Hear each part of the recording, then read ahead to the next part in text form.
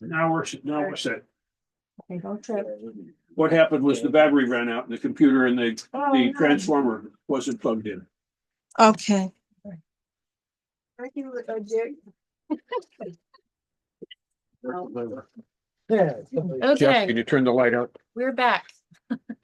No. Okay, let's see where. All right. Let's go to here. You don't want to do that first? You can, if you want to. Okay. I mentioned them, but Okay, so the other thing that that blocks healing for someone to get a healing is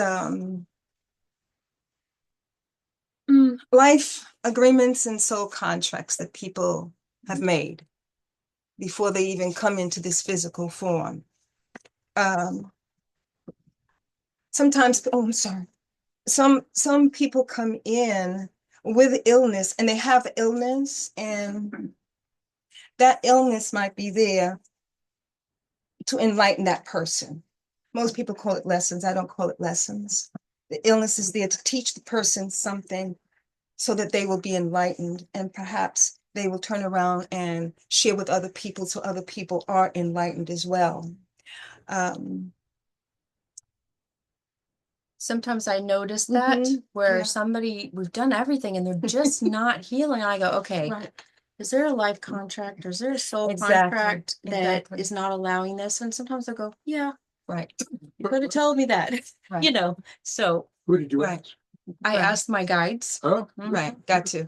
Mhm. And sometimes the illness is there to enlighten the person, but also sometimes the illness is there for the people in that person's environment, for them to learn love, compassion, and kindness. There's a case you're reading that demonstrates That demonstrates exactly. that. Yeah. Yeah. There's this young man, I don't know, I think he's about 50 now.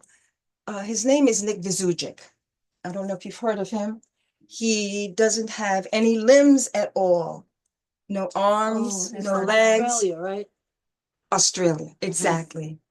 And very, very sad when he grew up, you know, yeah. with this, living like this. And he decided to conquer it. And he just went out there and decided, with the love and support of his family, he decided to learn how to swim. He decided to go on the lecture circuit. What he did have was something, an appendage, and he called his chicken. What was it? Chicken? Do you remember? I Claire? remember seeing that. But Yeah.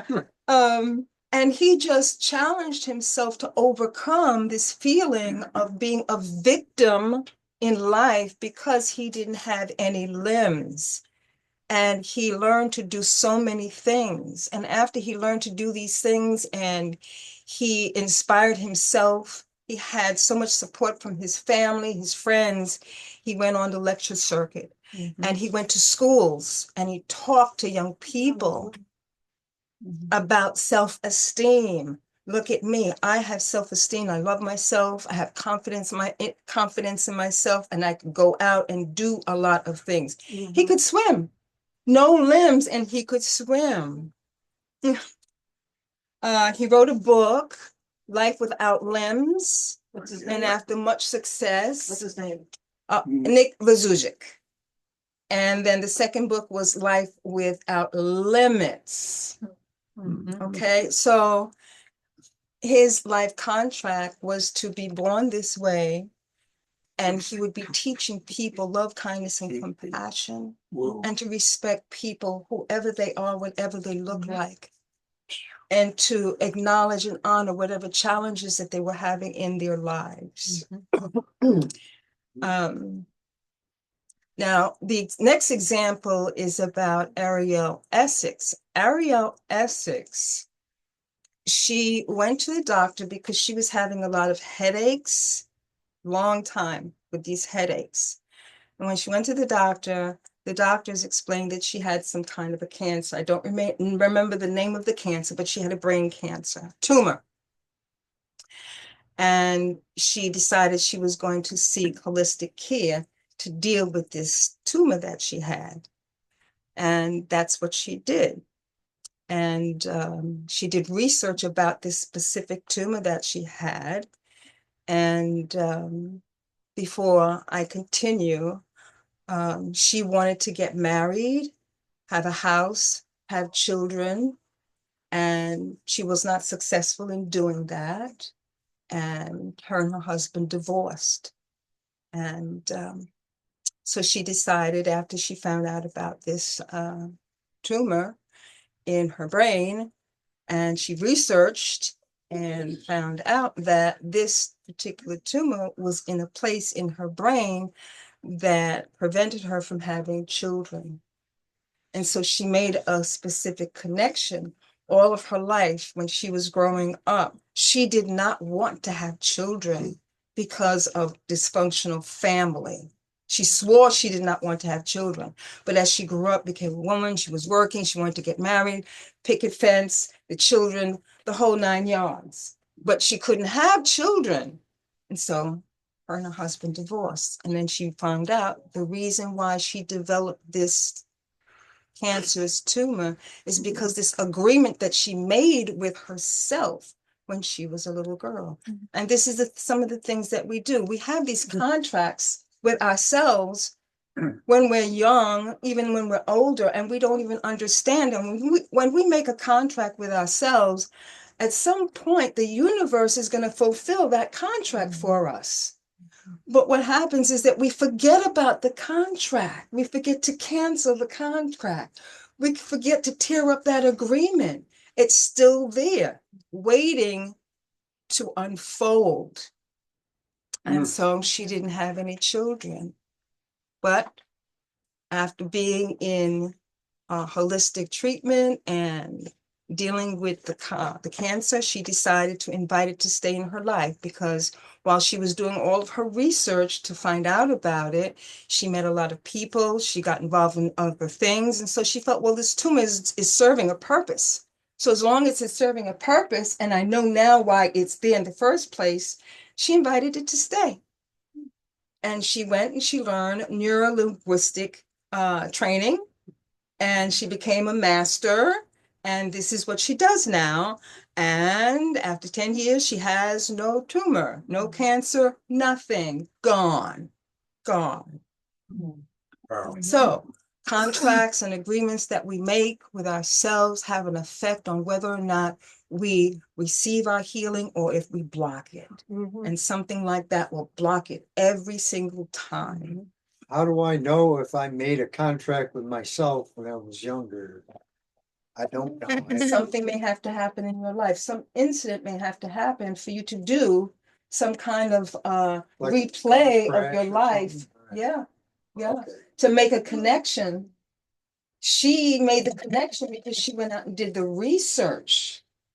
And you may not want to do that, but you can make a connection if you sit in meditation and ask and put it forth to your higher self, to your soul. This is what's going on. Is this coming from an early life incident that happened to me? Sure. We are all master beings. We are more powerful than we realize. We're not puny humans. There's nothing outside of us that's more powerful than what's inside. We're the question and we are the answer. We have to look inside and listen with our hearts and know that the answer is inside of us. We look outside for assistance, but the core key is inside of us, every single one of us. Okay, next. So how do we get the best out of our healing? How do we make it last? That was one of your questions. Okay. This could be very simple answers. And then we're gonna go a little deeper with Barbara. She's a lot deeper than I go, which I love. That's why I brought you, because I needed you. Okay. Stop doing what got you in the condition in the first place. So if you come to see me and you want me to have our doctors heal you, and then you just go home and do the same thing that you were doing before you came, that is a huge problem. And your healing is not going to last. You're going to revert right back, right? So if you're just say, I don't know, you're a smoker, you come to me and say, I've got COPD, my lungs, I can hardly breathe, da, da, da, da, da. We go through, we start working on clearing up the COPD, opening up the lungs, taking out the inflammation, and then you go home and go back to smoking. You just reverted everything I just did, and we're going in a circle like this. But they're like, well, if this was true healing, you could just heal me and I could keep smoking. No, No. it doesn't work that way. So that's the first thing. Okay. The second is, I talked to you about genetics. If it's genetics, we'll deal with it. Okay. So some people come to me and say, my healing, it's not going to last. It's in the family. It's in the genetics. It's just gonna, will you just put a block up to keeping this healing? I can get it started and you just blocked it and stopped it because you said, oh no, this isn't going to work. It's in the family line. So remember, we go through the family line, we pull out that gene, we heal it, and there's a domino effect through the family. And then you keep believing, just keep believing. Okay. Then what about all the things we do on a daily basis? What kind of food we eat, the people we hang out with and gather with, the things we listen to, the places we go. I mean, community support, all that kind of stuff you need if you're going to heal yourself, if you're going to keep the healing going and not revert back to before when we started. So a lot of people, I just say, you need to meditate and start healing yourself too. Keep it going. I said, you have guides too, just like I do. And you ask for help. You meditate and you say, I need your help. I'm asking for your help. I believe in your help. Please continue this healing or keep this healing how it is, because I'm doing well. Okay. I want her to go just a little bit deeper with the things. Okay. So self-care is a sacred responsibility. You've got to do it. Nobody else is going to do it. You have to do it yourself. Love is the key. Love yourself. You're number one in your life. Cherish yourself as if you are the most honored person in your own heart, and see self-care as sacred, holy, and divine, because we are all divine, all of us. You can't leave it up to the practitioner. Practitioner is there to assist you in your healing, but you are fully responsible for your healing. And when you see a practitioner and you get off the table, you got to do your job. You can't expect the practitioner to do everything. You have to do your part. Eat right, eat healthy food, electric food, healthy water, have positive thoughts, have good feelings. Do good. Don't for be a people. victim. Don't be a victim. Okay. When we go into victim mentality, it's very, very hard to heal. It's very, very hard for a practitioner to help you in your healing when you're just wallowing in victimhood. See yourself as victorious in this health challenge, whatever is going on with yourself, because you have the power. You really do. Let me add this too. I tell people this all the time. If you are a prayerful person, you do your prayers or you talk to the Creator, go ahead and say, thank you for this healing that completely healed my hip. And thank you for sending me the people that helped. I'll do my part from here on. Thank them ahead of time. That's gratitude, right? That's gratitude. So I tell people, they come to me and say, oh, I see I'm having surgery on this next week. I'm afraid. I said, talk to the Creator, tell him, thank you for my surgery that went well and is going to go well and is going to fix the problem. Go ahead, be grateful and go ahead of the situation, and then everything falls in place. Right. I just No, came to it's me. okay. It's Okay. okay. So, all of that and okay. Just to backtrack just a little bit, one of the things that may block your healing is that you have high expectations.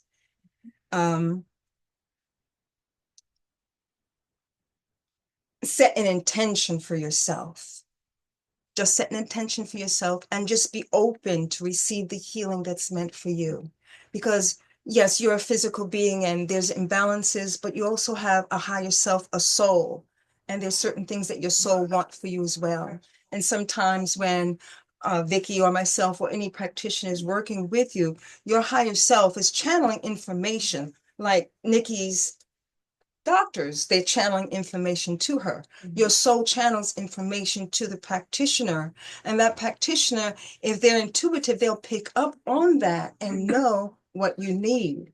So be open to the healing that's meant for you and try not to have these high expectations that you're going to have a miracle. Or a miracle may happen. It may very well happen, but the thing is to set an intention for yourself for healing to happen, to receive the healing that's meant for you. And that kind of goes for the practitioners as well, because sometimes practitioners, we have expectations also. We want to see you healthy. We want to see you healed. But we also understand that healing takes time. And for me, once you're on the table, what happens when you're on the table is between you and the God of your understanding and the intention that you've set for yourself for the healing to happen in your life. The other thing about it is that we can't own your healing. You own that. And when I say that, I mean that we don't attach to an outcome, okay? If you're healed, I don't say, I healed you, okay? Because if I say that I healed you because you had a wonderful healing, then I better be prepared to say that you had a bad healing and that's on me. And so for practitioners, we don't attach to the outcome. The outcome is your outcome. It may not be the one that you want, but at that moment, that is the one that you receive. And maybe over time, you will get the healing that you want. But again, you have the power for all of that to unfold in your life when you get your healing. Sometimes it takes time. Be patient. You have to be patient. As Nikki said, as adults, we've got a lot of stuff that's been sitting there year after year after year after year, piling up, getting settled into tissues, getting settled into organs, and so much imbalance is going on there. And it takes time to undo all of that. And it's not just a matter of sitting and letting somebody put their hands on you or doctors in another dimension coming and healing you. You have to be a part of your healing. It's you, your practitioner, and God of your understanding. It's all three, and all three are very, very key to successful healing. Okay, I'm going to open it up to questions. Anybody have questions on Zoom or in the room? Let's take Tom first. Oh, when you say it takes time, what are you talking, 6 months, a year, No, 3 months, no, no. 5 years? Time is pretty generic. Time, whatever time it takes, whatever time Whatever it runs its course. you know, the thing to do, if I might recommend, don't to put a time frame on it. Don't say, I expect to be healed in 3 months. Don't do that, because then you disappoint yourself when you get to 3 months and you haven't received the healing you feel that you're Maybe the wanting healing yourself. might occur in 4 months, you never know. Yeah, Just keep yourself open to receive the healing and just know that you are being healed because of you and because of the practitioner that you've gone to. So time is an illusion anyway, you know? and remember that the less blockages I have to go through with the team, the easier it is and faster you heal. Oh, it's faster and it's easier. Yeah, that's right. That's why it's important for you to do your work. Yeah. Okay. You got to do your part. You really got to do your part. Yes, ma'am. All right. Okay. All right, let's entertain a question or a comment from somebody on Zoom. Can you raise your hand and then unmute yourself so you could ask a question? I don't see any movement. All right. Okay, there's Kathy Luongo. Go ahead, unmute yourself. How do we make an appointment? Okay, so I do remote and I do in person right now. So you can go to my website or you can call me.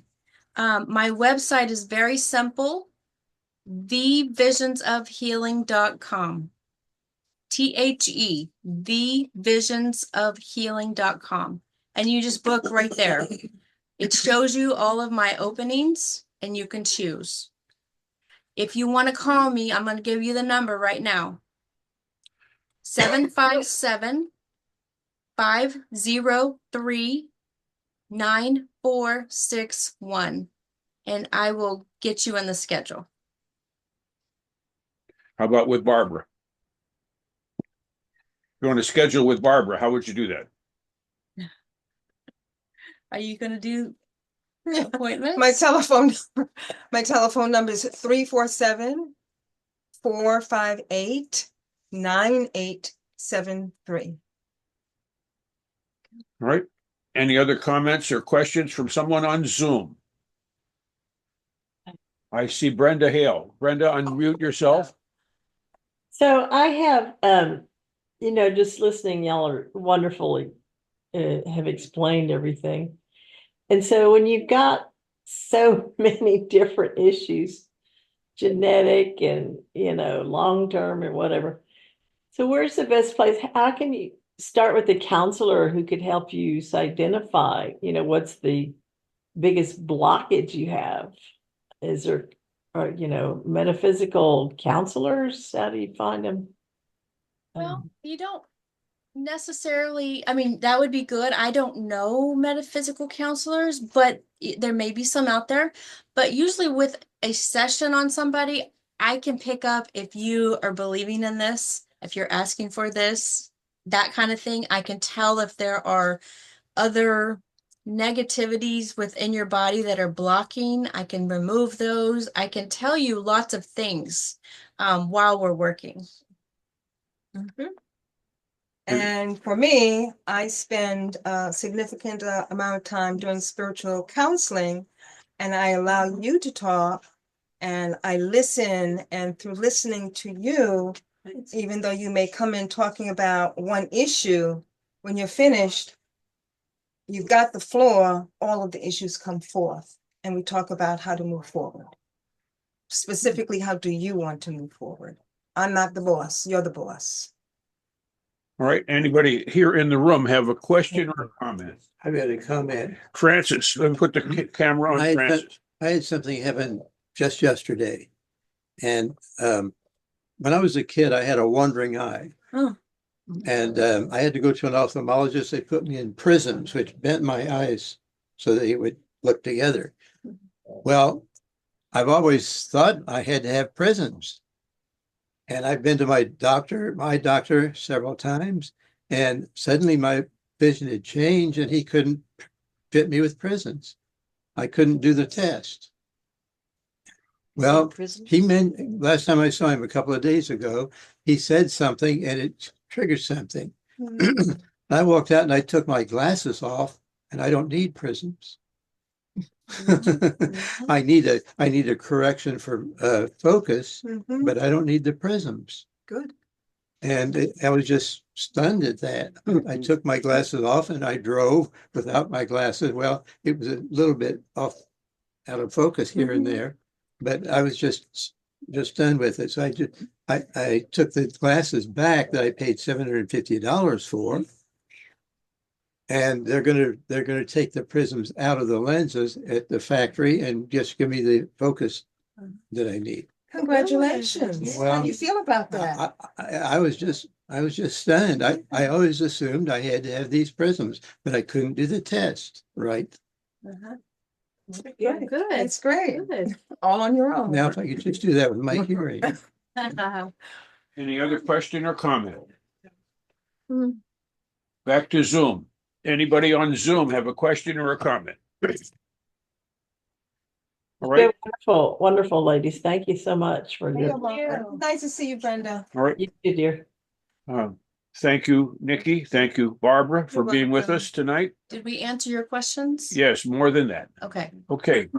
The one key that I would summarize everything is nothing is impossible with God. You are a part of God. If you'll just tap into that, you'll find no blocks and you'll find all the healing you want. Mm-hmm. Well, Right. isn't that what Dolores Cannon said? Yes. Right. Yep. Yeah. All right. Any last comments or questions, or are we ready to say goodnight? Well, I have one comment. Okay, Linda has a comment. To Barbara, what you were saying. My understanding was that we make our contract in spirit pre-birth. And here in physical form as Okay. well. Okay. Yeah. I didn't know that. Yeah. Oh, yeah. Well. Yeah, that's what I talked about. Okay. Yeah. Before we get here, we make contracts. Mhm. What do we want to experience when we get Right. here? What parents do we even pick our Yeah. parents? And Right. name and our nationality. Right. And then when we get here, we have amnesia and we have these experiences. Why am I going through this? Well, you asked to do this. Yeah. You wanted to learn patience, and this is why you're on this long line waiting. Stuff like that. I Right? would learn And that then when lesson. we're here in physical form, yeah, we have contracts with ourselves. Absolutely. And you can undo those contracts. Really? You can undo those contracts. You're a conscious being. You created them. Why can't you? Once you're aware of them. Free will. Exactly. Exactly. You can't undo them. I've been working on that myself for some time now. Get rid of all those contracts. And now is a wonderful time. It's the end of this 9 universal year. It's a year of completion. All this completion is happening now. And next year is universal 1 year, new beginnings. So if you do something between now and the end of the year and release all the things that we've been holding on to and free up yourself to bring in something new that you want to manifest. Mhm. Yeah, Wall Street. Wall Street. Watch that world. Ready? Last comments? Anyone? Question? All right. I want everybody to know that the Zoom link you used to connect with us tonight is the same one we use every Tuesday and Thursday night at 7:30, and you could join any of our meetings using the same Zoom link. So I thank everybody for being here. Thank you all on Zoom. Thank you in person. Nice to meet everyone in Zoom. Thanks again, Barb and Nikki. Thank you. Are we ready to say goodnight? Bye. Good night. Good night. Great. Hi, Brenda. Thank you. Outstanding. Yeah. Thank you for inviting me. Did your knowledge.